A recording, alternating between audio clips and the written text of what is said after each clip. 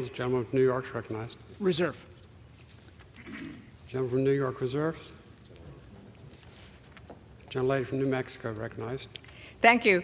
Mr. Speaker, Mr. Pasquarelli made a really important point, and that is that this problem arose and it impacted middle-class Americans. But that happened because Republicans and the Trump tax cuts didn't really much care about middle-class Americans. They didn't much care about working-class Americans. And in fact, as we know, the Trump tax cuts mostly benefited the wealthy. The Trump tax cuts highlight the priorities that we see on this chamber between Republicans and Democrats. Because they imposed the SALT deduction cap for a reason.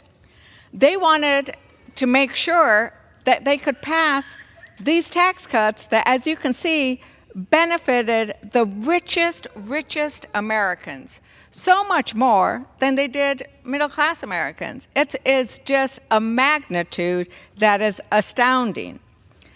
So their goal of what they tried to do and what they did do back then worked. The top 0.1% had an average tax cut of $193,000. And what kind of cut did middle-income Americans receive? A paltry $930. If you earned $3 million or more a year, you got to keep an extra $193,000. People who earned $1 billion got to keep even more. Do those millionaires and billionaires really need that help? You know who really needed that help? The middle class, who got $930. That's barely $77 a month. These were their priorities. These remain their priorities, except for the fact that there are some election problems happening over there in New York, and they acknowledged it.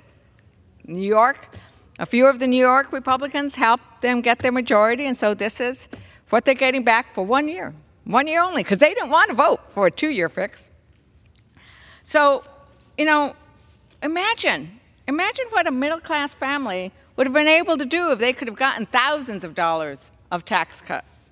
They would have been able to do some of the things we're talking about: buy a house, send their kids to college, go on a vacation, make sure that they didn't have to worry about the bills.